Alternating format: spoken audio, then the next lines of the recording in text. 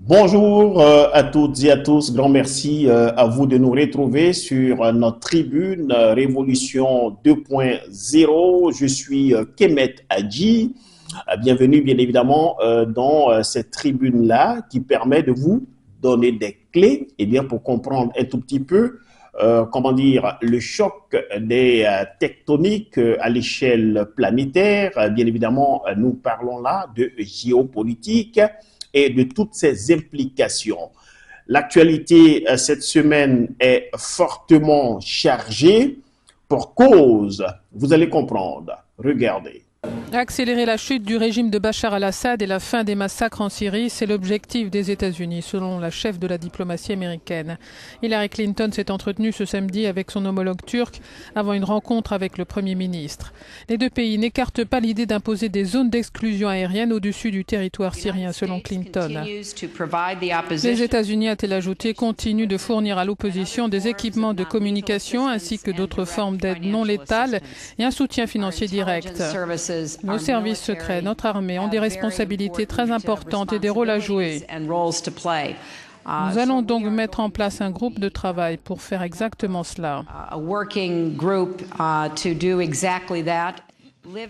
La chef de la diplomatie américaine a pointé du doigt également le régime iranien et le Hezbollah, le mouvement chiite radical libanais.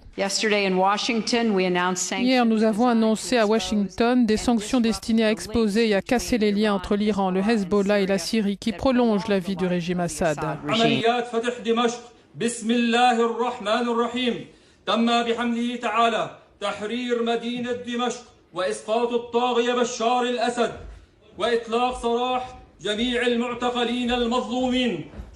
Guillaume, attention, là on n'est pas dans un soulèvement du peuple qui a fait tomber Bachar el-Assad. C'est un groupe qui s'appelle Hayat Tahrir al-Sham, donc dit HTS, groupe qui se veut au discours plus policé, mais qui est quand même issu d'une branche d'Al-Qaïda, groupe qui est assimilé à un groupe terroriste. Il faut faire très attention et être prudent sur ce qui est en train de se passer en Syrie.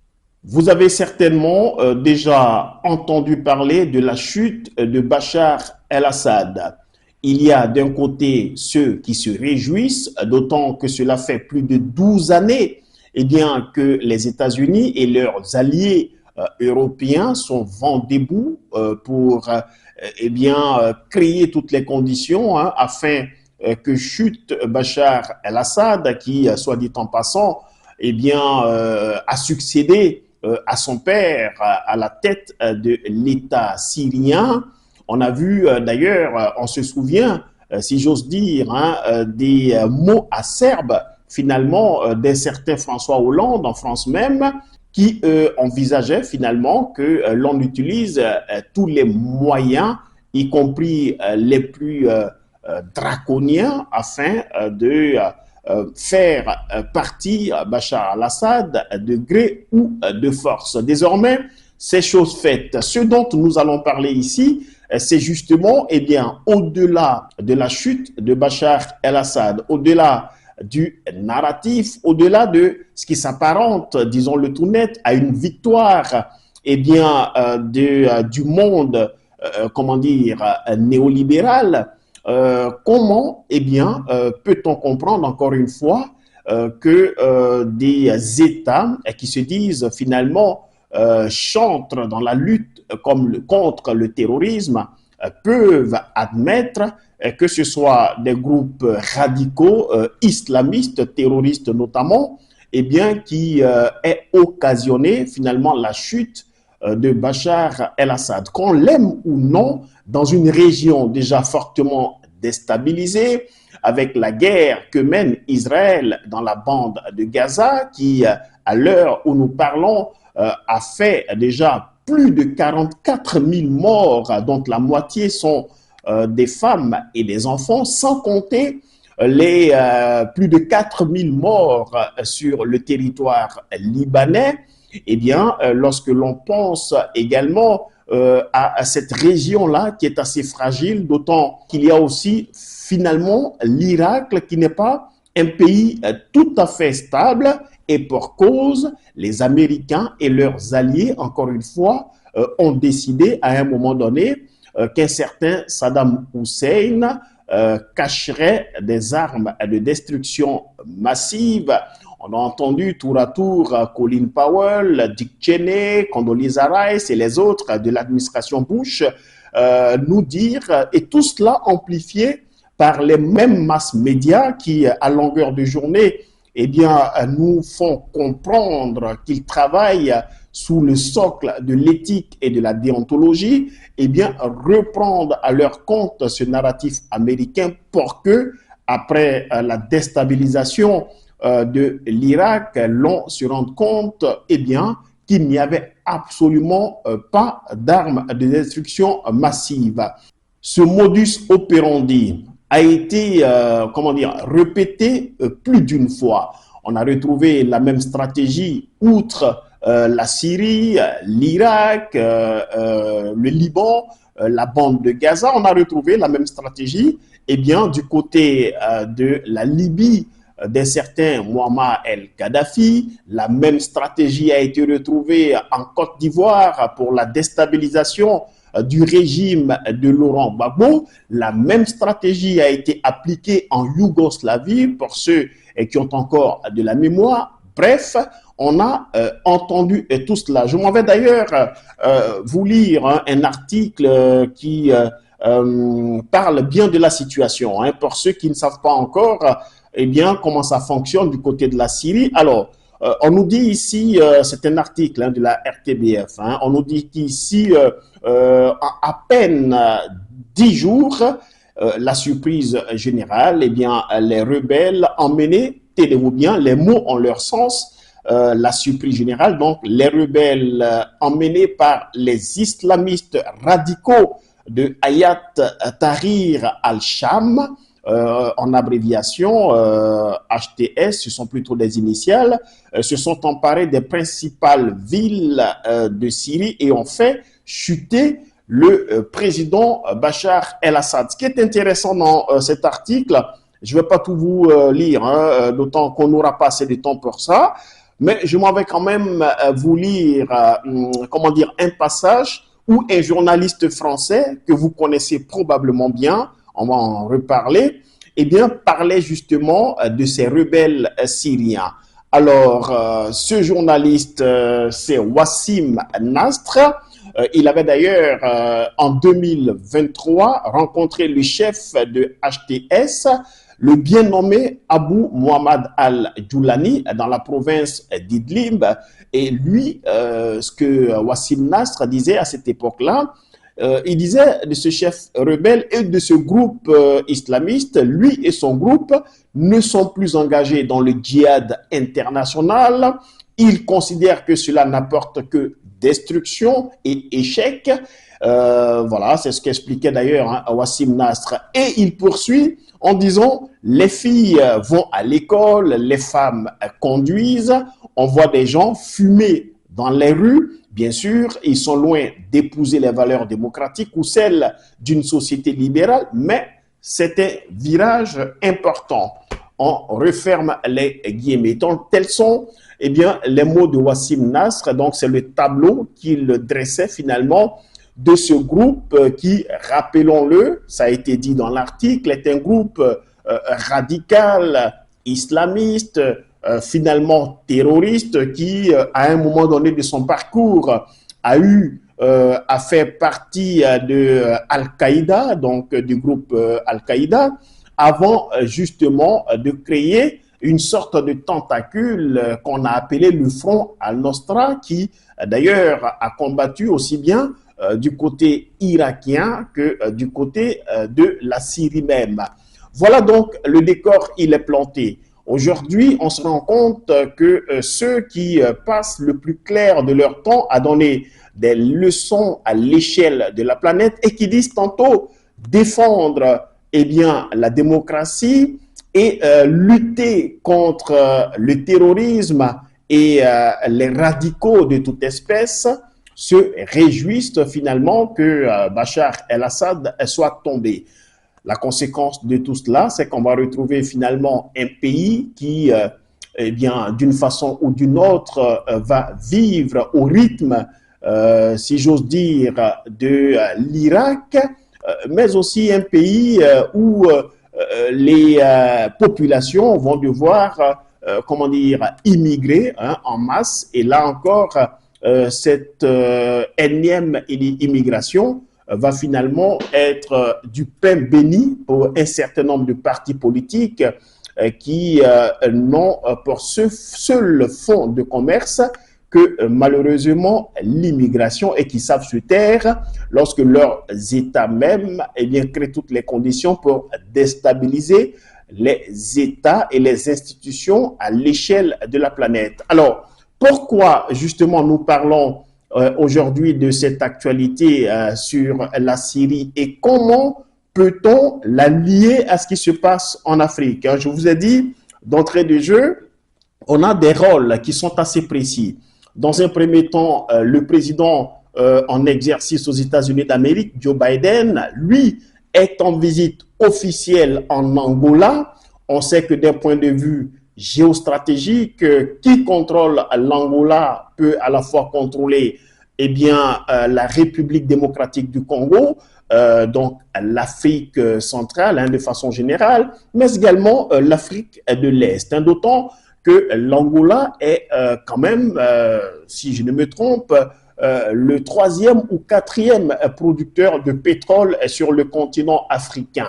Et de l'autre côté, on a Donald Trump qui, lui, n'a pas encore prêté serment, donc n'est clairement pas encore aux affaires aux États-Unis d'Amérique, qui se retrouve en France pour, dit-on, et je mets cela entre guillemets, eh bien, assister à la réouverture de la cathédrale à Notre-Dame de Paris. Et curieusement, qui l'on retrouve aux côtés de Donald Trump et d'Emmanuel Macron, un certain Volodymyr Zelensky, dont son pays, donc le pays, eh bien, historiquement, est plutôt orthodoxe et non chrétien catholique. Mais on va tenter de voir tout cela. Alors, finalement, comment interpréter cette venue de Trump et de Volodymyr Zelensky à Paris?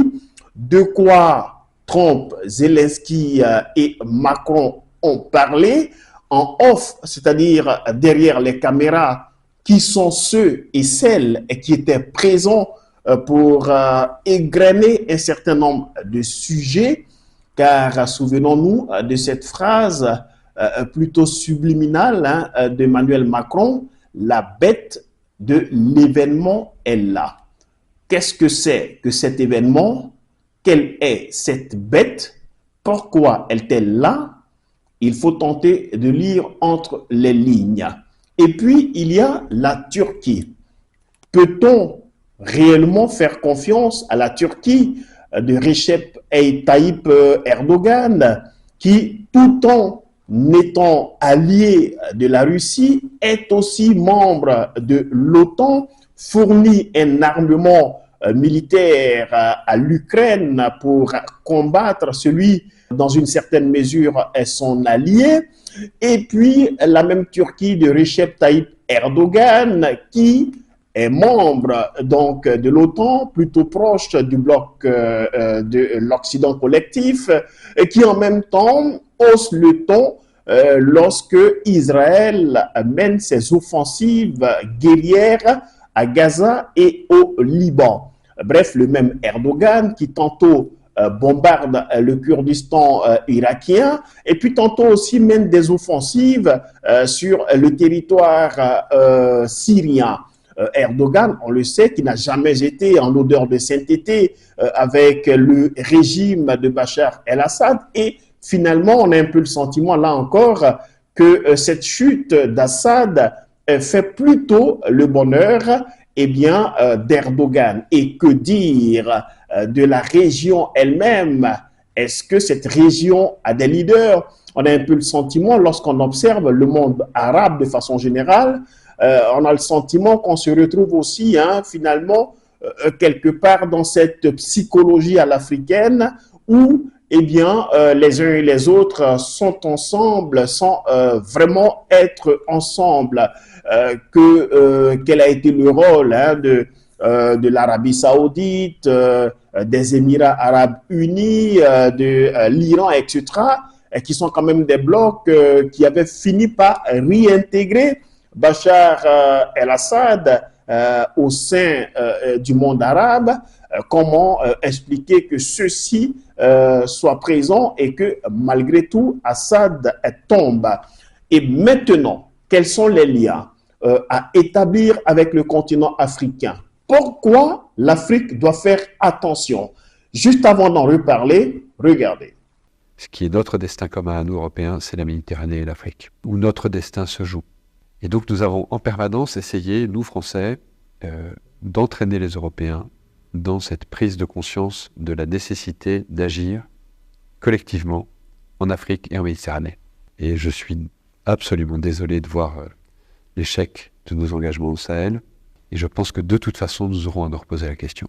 Parce que je pense que cet intérêt commun-là devrait un jour faire que l'Europe se décidera à agir comme une entité politique qui ira défendre elle-même ses intérêts, y compris par le moyen de l'engagement de ses armées. Ce que j'ai du mal à avaler, c'est quand on me dit que c'est l'échec d'une opération militaire. La réalité, c'est que ce n'est pas l'échec d'une opération militaire. L'opération militaire était une dimension. Je suis persuadé que dans quelques années, je ne sais pas si c'est 10 ans ou moins ou plus, nous aurons l'obligation de retourner aider ces pays africains. Ça n'est pas la Chine, la Russie et Wagner qui vont apporter des solutions durables aux très grandes difficultés que connaissent ces pays africains et leur population. Il se peut que nous allons prendre des actions pour faire des accords avec n'importe quel pays. Même par exemple la France aussi. Il n'y a pas de problème en tant que pays, amis et autres. Il n'y a pas de problème. Mais il faut qu'ils nous considèrent comme un pays souverain qui est capable de prendre ses décisions à seul, à lui-même, parce que nous incarnons l'intellect. Le Premier ministre du Burkina Faso a été limogé. Apollinaire Joachim Thielem de Tambela a été démis de ses fonctions vendredi. Le président de la transition, Ibrahim Traoré, a également dissous le gouvernement par un décret officiel sans en expliquer les raisons. En attendant un nouvel exécutif, les ministres sortants continuent d'assurer leurs fonctions. Ben voilà, c'est dit. On a vu cette semaine ces manifestations au Tchad à la suite justement de la rupture à venir des relations, de la coopération militaire entre le Tchad et Paris. Là encore, c'est une pilule qui décidément ne passe pas.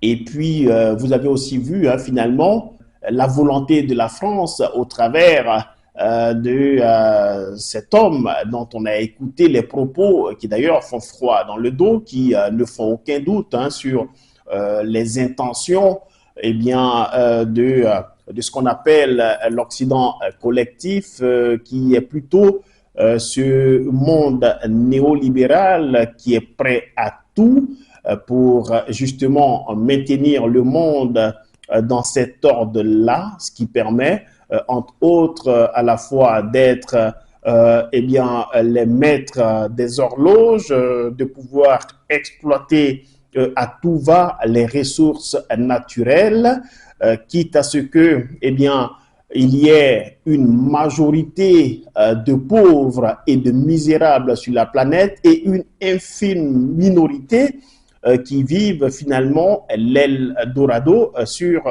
cette planète terrienne. Voilà. Et comment maintenant lier les événements de la Syrie avec ce qui se passe en Afrique de façon générale et au Sahel en particulier?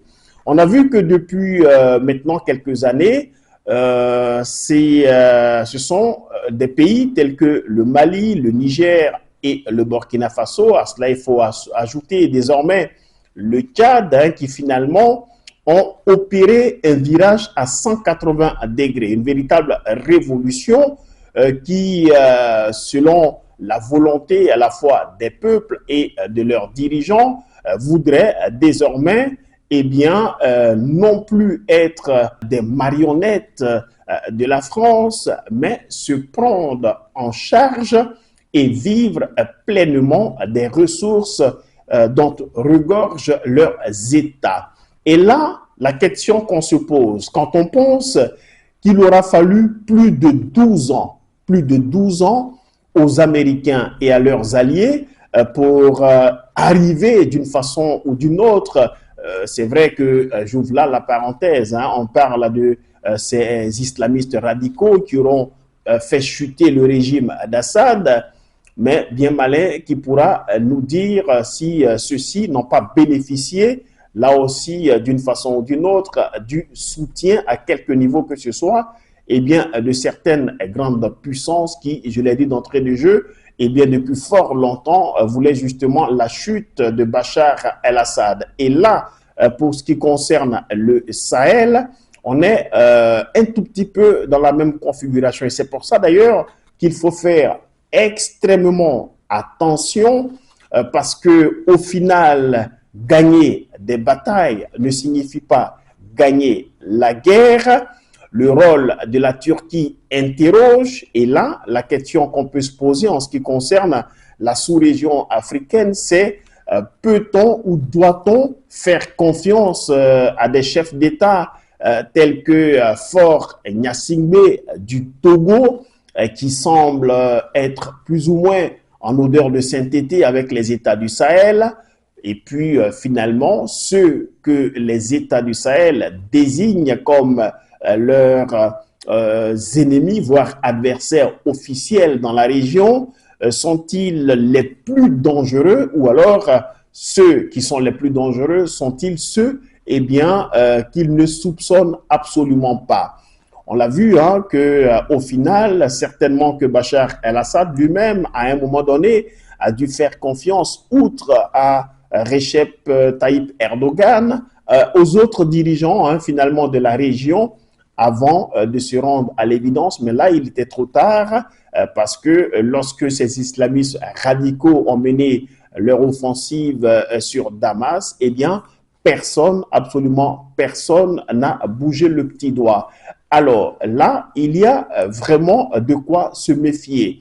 Comment l'AES, les États du Sahel, peuvent faire justement quelle stratégie, quels sont les instruments dont ils disposent pour que, eh bien, ils puissent tirer le maximum de leçons quant à cette hypocrisie, comment dire, à ces doubles standards que l'on peut observer dans le microcosme géopolitique à l'échelle planétaire pour justement, eh bien, anticiper sur un certain nombre d'événements.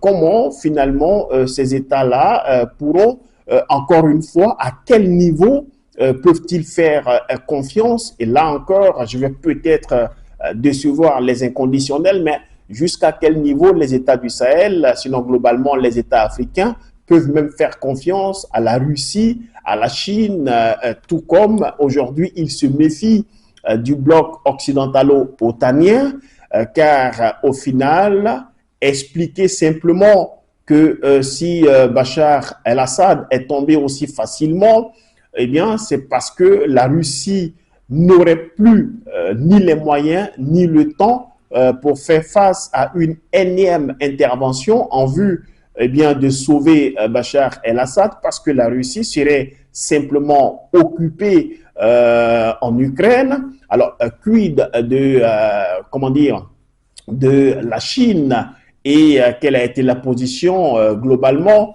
des BRICS sur cette question-là. Et là, on revient justement sur cette rencontre entre Macron, Trump et Zelensky. Alors, qu'est-ce qui s'est tramé? Est-ce qu'il fallait qu'une tête tombe pour que tout de même la Russie, qui est une puissance militaire, accepte le plan de paix qui sera proposé probablement par Donald Trump, c'est-à-dire vous me donnez la tête de Bachar el-Assad et moi je vous donne la tête de Zelensky, ou alors ont-ils été présents, Trump, Macron et Zelensky, pour planifier le futur comment dire, de la Russie un tout petit peu, comme ils ont pris finalement tout leur temps pour arriver à leur fin en ce qui concerne la Syrie. Et s'il y avait eu un deal, est-ce que au final, on peut être à 100% convaincu qu'un jour, d'une façon ou d'une autre, eh bien, la Russie ne concocte pas un deal avec un certain nombre de grandes puissances, et cela pour permettre à celles-ci, d'une façon ou d'une autre, d'opérer des retours au niveau des États de l'AES. Bref, ici, toutes les hypothèses sont envisageables. Nous n'avons absolument aucune solution miracle. Tout ce que nous pouvons faire, c'est vraiment de tirer sur la sonnette d'alarme. Et dans le monde d'aujourd'hui, il est plus que jamais important de bien comprendre qu'au-delà des yeux de la tête, il faut tout faire pour ouvrir les yeux de l'esprit afin de voir aussi bien la matière que l'antimatière. Salut.